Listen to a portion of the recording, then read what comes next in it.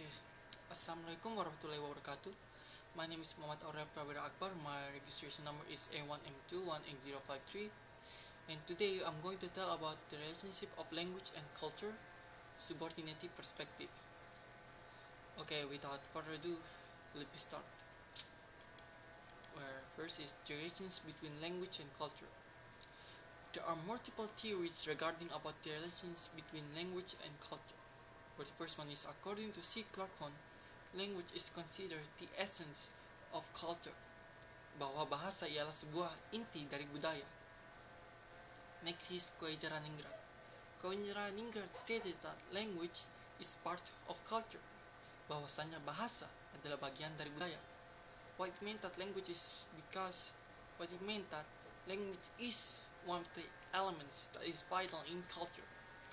Third is Masinambao. Masinambao stated that language and culture are two systems attached atau menempel to human. Bahwasannya bahasa dan budaya adalah dua sistem yang melekat pada manusia atau menempel pada manusia.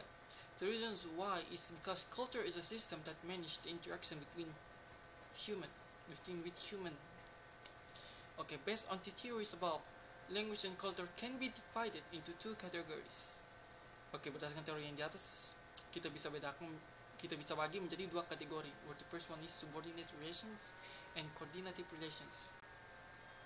Okay, my focus here is to explain you about language and culture subordinate relations, while my other group will going to explain about coordinative relations. Okay, so let me explain my topic, which is subordinative relations. In the subordinative relations, language and culture can be said reflects a quality of relationship that are only one-sided, meaning that cultural dynamics affect the dynamics of language and not the other way around. Oke, berdasarkan dari segi subordinatif, bahasa dan budaya hubungannya hanya satu sisi atau sepihak. Yang dimana dinamika budaya lah yang mempengaruhi dinamika bahasa dan bukan sebaliknya. Things that can be classified into relationship patterns such as 1. Language changes caused by cultural change. Perubahan bahasa yang diakibatkan perubahan budaya. Next is submission of acts of communication to cultural norms. Tunduknya tindak komunikasi pada norma-norma kebudayaan. And third is a direct relationship stating that language is the result of culture.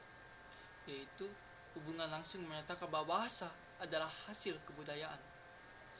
Okay, I'm going to explain this point one by one, starting from language change caused by cultural change. Okay, the interrelationship between language and culture is related to change in language caused by cultural changes. This is more prominent in the morphological aspect than other linguistic aspect. Kita bisa melihatnya lebih jelas di aspek morfologi dibandingkan di aspek linguistik lainnya. Morphological change in language can be seen from several aspects, namely, first, omission yaitu penghilangan, second, addition yaitu penambahan, third, expansion yaitu perluasan, fourth is refinement atau penyempitan, and fifth is exchange yaitu pertukaran. Okay, let's take a look only in one of the example like omission. In omission, it's Robert's study on some Toba Batak language vocabulary that was lost, where he found in researching on one of the Toba manuscript written in the mid-19th century words like palias. The word palias has the meaning to antidote to disaster, yaitu maknanya adalah penangkal bencana. The word pokpang has the meaning of signs of ceasefire, yaitu gencatan senjata. Third is martaban. Martaban is a word that has a meaning which is charming, yaitu menawan. And lastly is mangobor, where the meaning is got shot without injury, kena tembak tanpa luka. All of this word has been lost, but eventually been found by Robert on the Toba Batak manuscript. Okay, next is subordinate relationship, submission of acts of communication and cultural norms. Okay, language procedures should be in accordance with the prevailing norms in the community life and the use of language. Yaitu tata cara bahasa harus sesuai dengan norma-norma yang hidup dalam masyarakat atau tempat hidup dan tempat digunakannya bahasa tersebut. Language behavior or language ethics has a close relationship with the selection of language codes, social norms, and cultural systems that apply in one society. This language ethics will arrange atau diatur in such as 1. What you must say at certain time and circumstances to certain participants regarding social status and culture in that society, yaitu apa yang harus kita katakan pada waktu dan keadaan tertentu kepada partisipan tertentu berkenaan dengan status sosial dan budaya dalam masyarakat tertentu. Second is, what kinds of language are we most likely to use in certain sociolinguistic in cultural situation, yaitu ragam bahasa apa yang paling wajar kita gunakan dalam situasi sosiolinguistik dan budaya tertentu. Third, when and how we use our terms to talk and interrupt the conversations of others, yaitu kapan dan bagaimana kita menggunakan giliran berbicara kita dan cara kita menyela pembicaraan orang lain. Lastly is, when should we be silent, or how our voice and physical quality of our voice when we speak, yaitu sejak kapan kita harus diam, atau bagaimana kualitas suara dan fisik suara kita, atau bisa dibilang warna suara kita ketika kita dalam pembicaraan.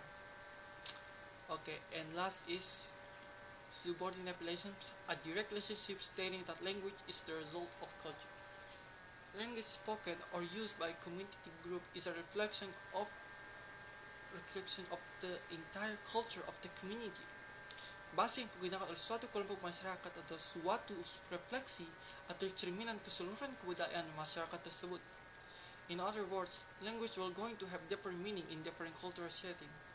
Yang berarti bahasa akan bermakna berbeda jika kita dalam latar kebudayaan yang berbeda juga.